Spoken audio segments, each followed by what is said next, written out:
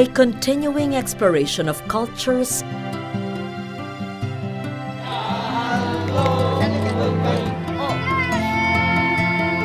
and people we share this country with.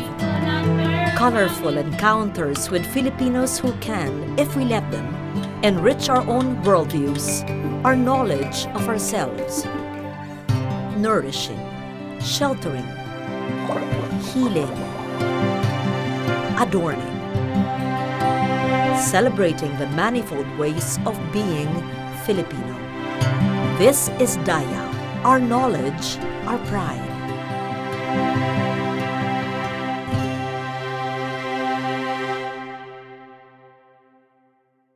Season 2 of Dayaw ends in a burst of color, ornamentation, adornment.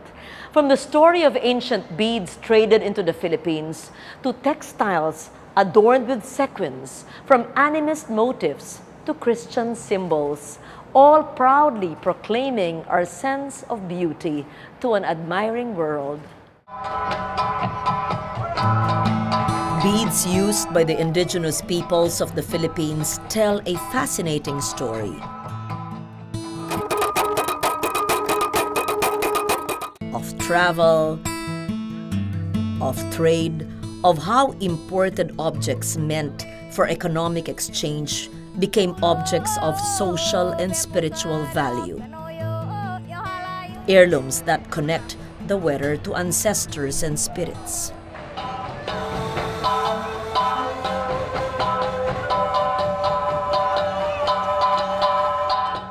Since the 12th century, glass and stone beads from India, from China, from Afghanistan, from Venice, and Europe have found themselves traded all over the Philippine archipelago.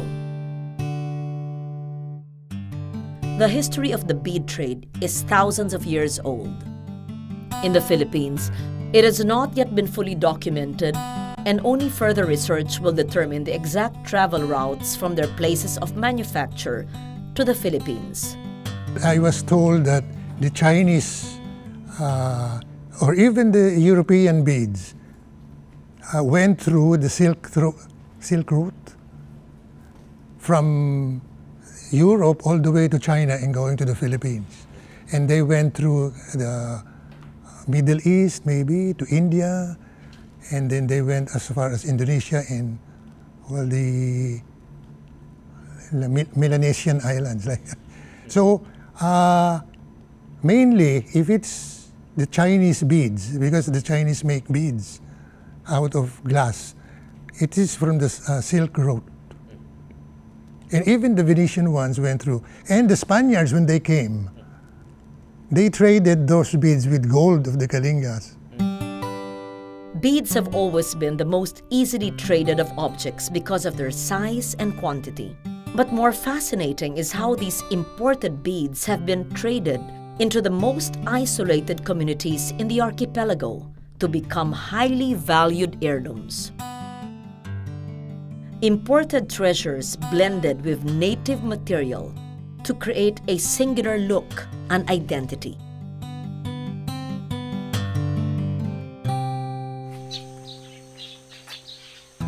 Lake Cebu in Mindanao.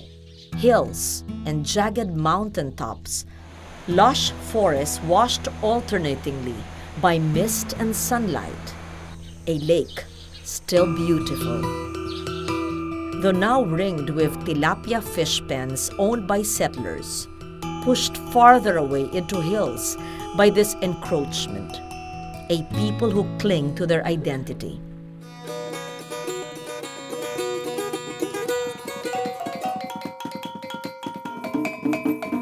In music and dance, in chant and ritual, in a unique style of dress, the Tiboli. Tiboli women have long been renowned for their fastidious sense of style. The basic garments, a short, long-sleeved upper blouse and a tube skirt, are made all the more attractive by the use of small glass beads, as well as other accessories that incorporate beads, brass, silver, natural materials. Brass anklets, a heavy brass belt made from chain mail and hawk bells, bracelets and coiled rings, a comb with long bead tassels to frame the face. When combined, all these create both a joyful sonority as well as a colorful, visually stunning spectacle, especially when the women dance.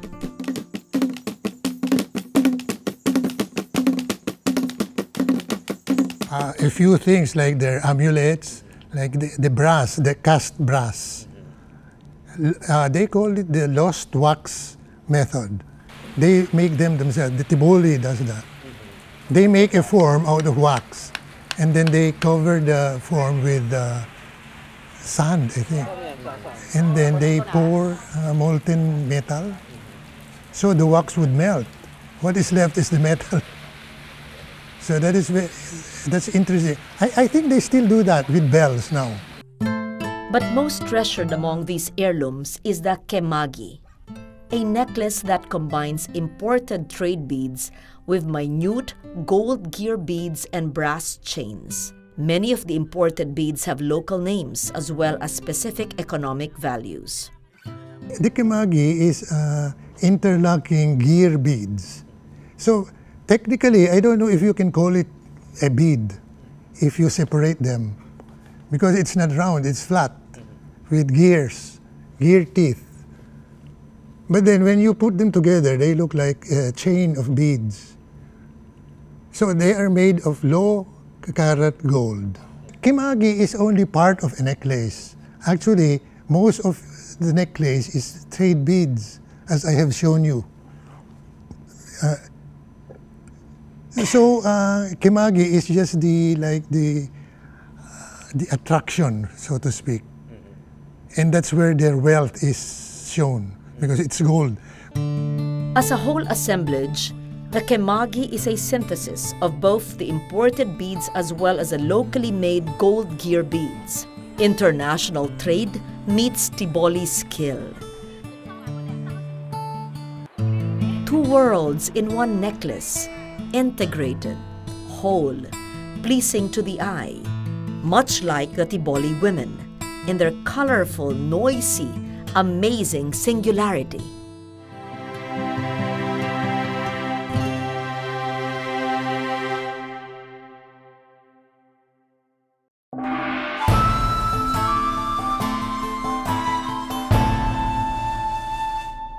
Beads are small, portable, easy to store, carry, and exchange.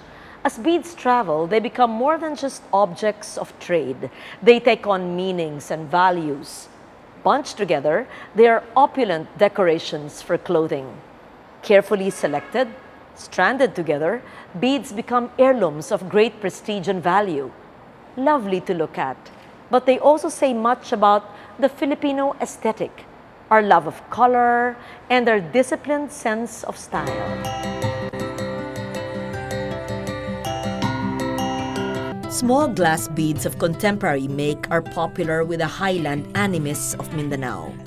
These Tiboli women belong to a cooperative that has developed thriving cottage industries around beadwork, stringing thousands of these beads into necklaces and other accessories that have found ready audiences. Beads are also an indispensable part of the traditional attire of many Mindanao highland groups. The Bagobo, Balaan, Manobo, Mandaya, Matigsalog, Agusanon, and other indigenous peoples who attended this year's Dayaw festival in Davao City demonstrated how beads came together with other elements. In both men and women, old and young, plain textiles are blank canvases to be decorated with a profusion of beads, sequins, horsehair, cotton pom-poms. The result is a tapestry of color and texture, of contrasting materials and complementing motifs. The Bagobos are probably the original ones who started beadwork. Older examples of Bagobo costumes show a more severe and disciplined approach to design. This jacket for men from the early 20th century shows how imported trade beads were incorporated with small discs of mother-of-pearl discs. The earlier ones were chambered nautilus. It's like an ammonite. It's like a spiral. And then those, you can tell them by having a very thin shell. Now, and then they made shells out, they made sequins or mother of pearl. Small discs meticulously cut from large shells, ground and shaped by hand, were a premium material for adorning Bagobo and Balaan clothing. We can only wonder at the work that went into manufacturing these tiny beads and the difficult process of attaching them to the abaca cloth. This penchant for adorning textile with beads is shared by the animists of Mindanao and with the people of the Cordillera, most notably the Gadang and the Kalinga.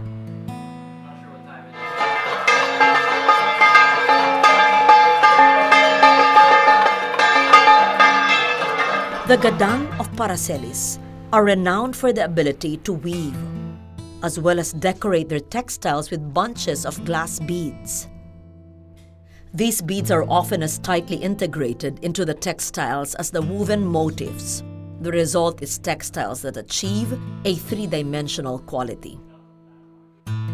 The fondness for beaded textiles is shared by both women and men. No single element of their traditional costume is without beads, from the skirts, the long-sleeve jackets, the headpieces and accessories of the Gadang woman, to the loincloths, short jackets, and dramatic capes of the Gadang men. The Gadangs are the peacocks of the Philippines, if you know what I mean. They are heavily ornamented. While the Kalingas, they prefer the more summer colors, like browns and blacks.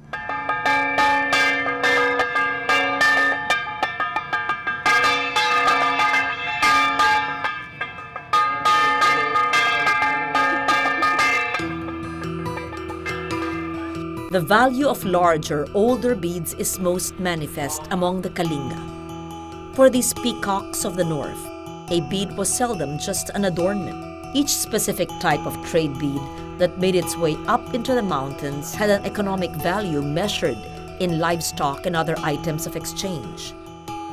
Each complete necklace had an heirloom value, equivalent in rice fields and livestock. And there were the healing, magical properties associated with the most precious of beads. They use it as jewelry, and they are heirloom jewelry. They pass through the female line. They use beads in rituals, in decorations, ornaments, and even medicine. You know, the Kalingas, they gouge out the glass beads, powdered the chips, and then drink to cure maybe stomach ailments.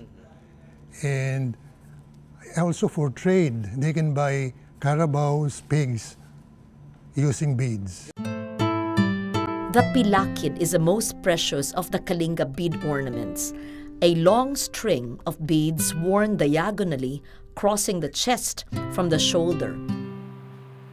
Asymmetric in design, the more precious old agate beads are worn in front, while the less valuable yellow beads are worn at the back. Experts will instantly recognize how the pilakid gathers beads from so many different locations. The prized agate beads, or adyongan, are from India. The blue and white chevron is from Venice, as are many of the colored glass beads. The tinali is like forearm beads of seed beads that is different colors, wound around here. That is for the arms. And they have chokers. And they have head beads, forehead beads, and practically all parts of the body. The ifuga of Asipulu is that if the parents have a daughter or a son being a teenager, they will perform first the balihung, that they will bless the beads, this necklace, so that people will know that they have a growing daughter or son. So there is the balihung. So after which is grown up and she or he will get married, they will now use these accessories. As the Mumbaki will bless them so that they will have a long, long life, because this paangaw will never fade away. It will be always yellow. So 1,000 years ago, brought by the Malays, barter with pigs and chicken and rice. So they never want to sell or be brought by anyone, but it will be passed from generation to generation. This can be valued by the one tract of land. If you borrowed it and you lost it with your cousin, you will pay with your land, rice field. If you will buy another like this and you will pay it, you can get back your property.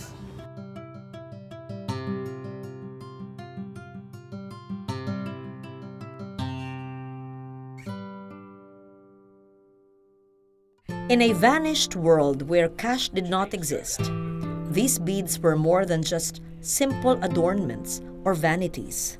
They embody the concept of Karangyaan, wealth, beauty, prestige. Some say that why collect beads, trade beads, when they are not indigenous to the Philippines? So what you can answer is, well, they have become part of our culture. Not like, for example, comparing it with the textiles. They make textiles, so you can say it is original. But the beads, the only thing that you can call original there is the way they string them together, the way they wear them, or the way they make beadwork out of them. Even though they don't originate from the Philippines, it has been part of our culture.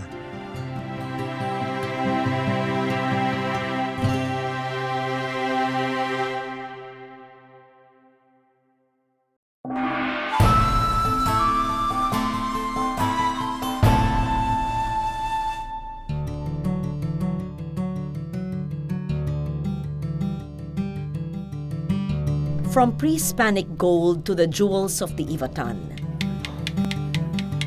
then on to the batok of the Kalinga, then to the fascination for beads of many Filipino cultures.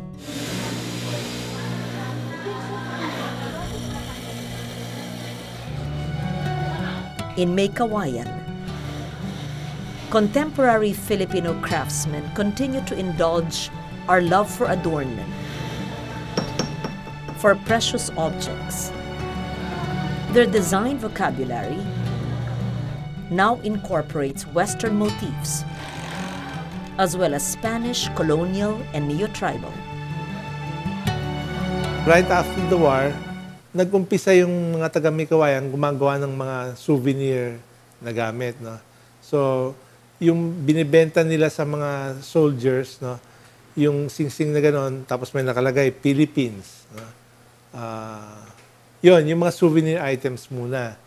Tapos nung yung Manila was destroyed, na mga maraming workers namatay, naghahanap sila ng tagagawa, ang murang labor yung sa Maykawayan kasi mga farmers lang yan actually. So doon na nag-umpisang mag-develop yung anong yan, yung industry. Kasi nandun yung workers, nandun yung materials. What's giving the industry energies? The new designers, the young designers. It is not so much about the object or the precious metal, but about how different Filipinos have taken these and made them into their own expressions of beauty and value.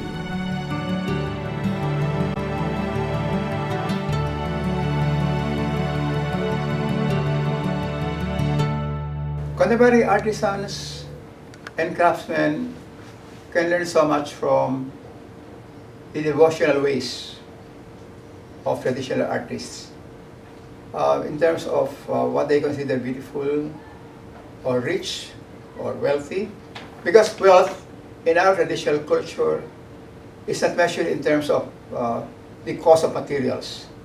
Our traditional artists emphasizes creativity.